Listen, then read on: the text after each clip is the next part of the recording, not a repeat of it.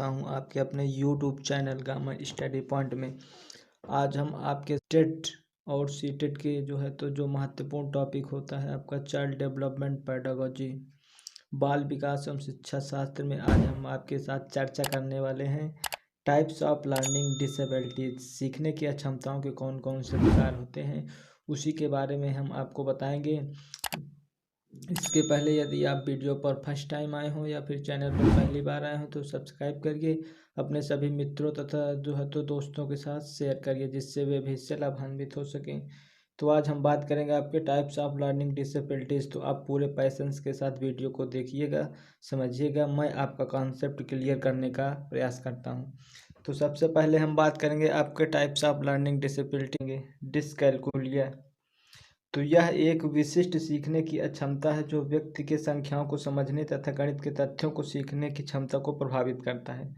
तो डिसकैलकुलिया मतलब आपका होता है ये, जो आप गणनाओं की संख्याओं को तो बालक मिस्टेकनली लेता है। जैसा कि आप चित्र में भी आपको स्पष्ट किया गया है कि ये बालक है, मान लीजिए बालक के सामने -5 + 4 कर दिया गया है तो बालक इसे 1 लिखेगा। इस प्रकार की तो अक्षमता होती है सीखने की, तो बालक कहीं ना कहीं उसके मानसिक प्रक्रिया में तो कहीं ना कहीं तो गड़बड़ी होती है, उसे सही से नहीं समझ पाता है। उसी को हम डिसकैलकुलिया कहेंगे। जो है कि जैसा कि आप देख रहे हो कि ये क्वेश्चन तो रिपीटेड वाले क्वेश्चन है जो टेट एवं सीटेट 2021 में आए हुए हैं। तो ये आपका पहला हो गया डिसकैलकुलिया, जिसमें बालक तो गणनाओं को सही नहीं कर पाता है तथा गणित के संबंधित कठिनाई बालकों को होती है। और इसके बाद हम अगले पर चलेंगे। अगला तो लर्निंग डिसेबिलिटीज पे चलेंगे नेक्स्ट स्लाइड पर। तो आपका हो जाएगा ये डिसग्राफिया।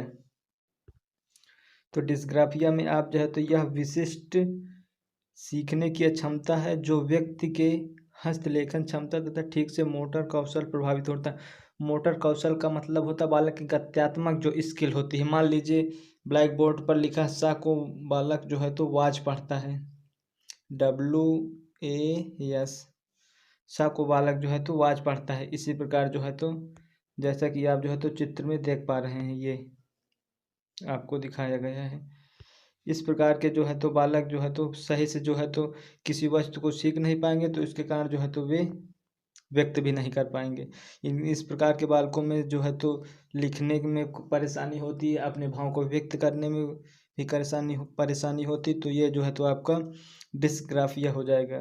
तो इंग्लिश में हम इसे आपको बताएं तो ये specific learning disabilities that effect is person hand writing abilities and fine motor skill, अर्थात जो आपके सूक्ष्म तो कौशल होते हैं, सूक्ष्म गत्यात्मक कौशल होते हैं, जैसे पढ़ना लिखना तो हाथ से लिखना, उसके तो मोटर स्किल्स, ये सभी प्रभावित होते। तो डिसग्राफिया ये आपका हो जाएगा डिसग्राफिया, जिसमें बालक तो ना तो सही से तो किसी वस्तु को समझ पाता है, लिख पाता है, और ना उसके तो मोटर स्किल्स गत्यात्मक कौशल काम करते हैं। और इसके बाद हम अब अगले डिसेबिलिटी पर चलेंगे। तो अगले में आपका हो जाएगा डिसलेक्सिया।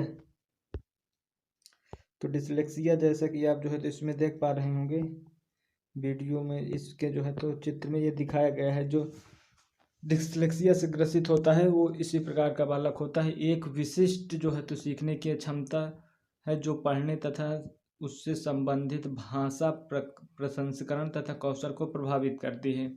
अर्थात बालक तो ना तो सही से किसी भाषा में तो सीख पाएगा, ना तो उसे तो सही समझ पाएगा। अध्यापक जो भी तो उसे बताएगा भाषा में, वो उसे मिस्टेकन लेगा, और ना उसकी तो प्रसंस्करण कौशल भी तो प्रभावित होगा। इसलिए तो इसे डिसलेक्सिया कहते हैं, पठन संबंधी विकार। यदि बालक किसी चीज़ को सही से सुन नहीं पाएगा, समझ नहीं पाएगा, तो उसके पठन तथा अधिगम में कठिनाई होगी। तो इस प्रकार से ये हो जाएगा आपका डिसलेक्सिया, जैसा कि आप इस चित्र में देख पा रहे होंगे। तो आई होप कि ये तो डिसलेक्सिया आपको समझ में आ गया होगा कि तो यह एक सीखने की क्षमता होती है जिससे बालक तो भाषा संबंधी तथा प्रसंस्करण तो सही से नहीं कर पाता है।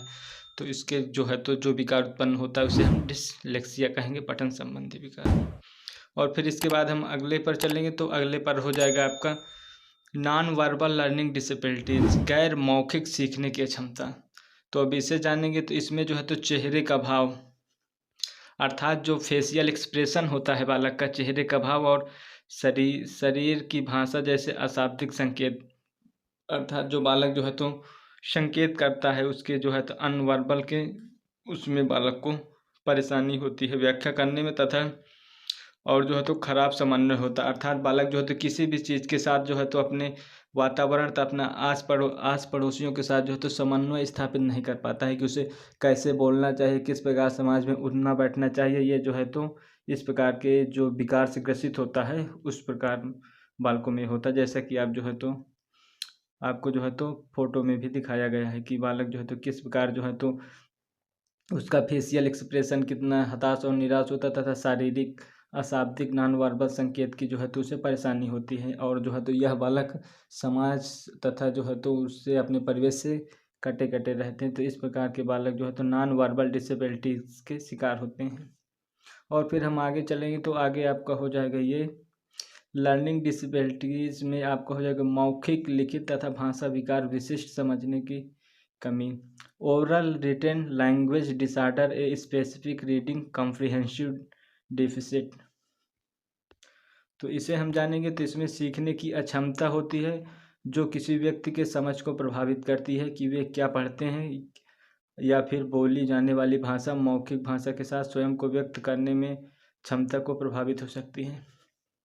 जैसा कि आप फिगर में देख पा रहे हैं ये जो है तो ये बालक है, तो इसमें जो है तो सीखने की क्षमताएं हैं जो व्यक्ति को समझ को प्रभावित करती हैं। अर्थात ऐसी क्षमताएं जिस बालक में हो जाती हैं उसके समझ अंडरस्टैंडिंग को जो है तो काफ़ी प्रभावित करती हैं। और वे क्या पढ़ते हैं, अर्थात वे जो पढ़ते हैं तथा उनकी जो है तो वर्बल एक्सप्रेशन भाषा या अभिव्यक्ति होती है वे प्रभावित होती है, जिससे कि बालक ना तो सही से जो है तो अपना बोली भाषा में पकड़ स्थापित कर पाते हैं, और ना ही जो है तो वे जो पढ़ते हैं उनके जो है तो दिमाग में जो है तो स्थायी रूप से बन पाता है। तो ये हो जाएगा आपका जो है तो मौखिक, लिखित या फिर भाषाई विकार, विशिष्ट पढ़ने की समझ विकसित। और इसके बाद हम अगले पर डिसेबिलिटी पर चलेंगे हम। तो अगला हो जाएगा आपका ADHD। ADHD ये जो है तो बहुत इंपॉर्टेंट है, कई बार आपके एग्जाम में भी पूछा जाता है कि ADHD क्या है, इसका फुल फॉर्म भी कभी कभी पूछता है। तो इसका फुल होता है हाइपर डेफिसिट डिसऑर्डर। अर्थात जो है तो जो बालक जो है तो अधिक ज़्यादा से थोड़ा मतलब अधिक सक्रिय होते हैं, एपिसिड हाइपर डिसऑर्डर। तो यह विकार है जिसमें ध्यान केंद्रित रहने तथा ध्यान देने में कठिनाई, व्यवहार और अति सक्रियता को नियंत्रित करना शामिल होता है। अर्थात इस प्रकार के जो बालक होते हैं वे जो है तो वे ध्यान से अधिक सक्रिय होते हैं। मान लीजिए कोई बालक क्लास में है इस प्रकार के संबंधित, तो वे अधिक सक्रिय रहता है। मान लीजिए अधिक सक्रिय है तब भी परेशानी है, यदि बालक जो है तो सक्रिय नहीं तब भी परेशानी है। तो ये जो है तो आवश्यकता से कहीं अधिक ज़्यादा सक्रिय रहते हैं इस प्रकार के बालक।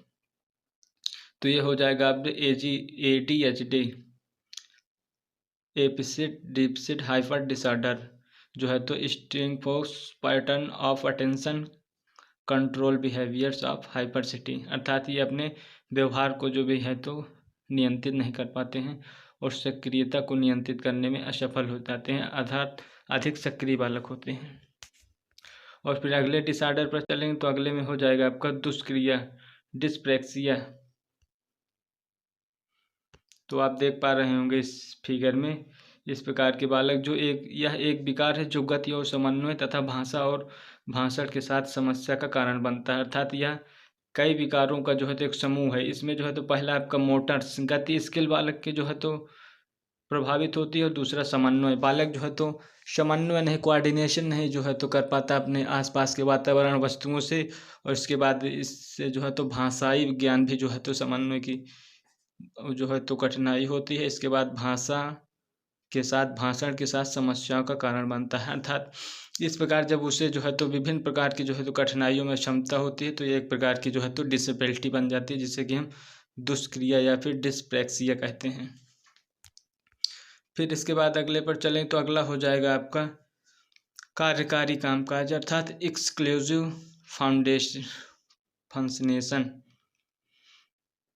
तो इसमें आपका हो जाएगा कार्यकारी कामकाज प्रभावित होते तथा योजना पाठ, संगठित रणनीति तथा विवरण के जो है तो ध्यान में इसे जो है तो स्थान प्रबंधन किया जाता है।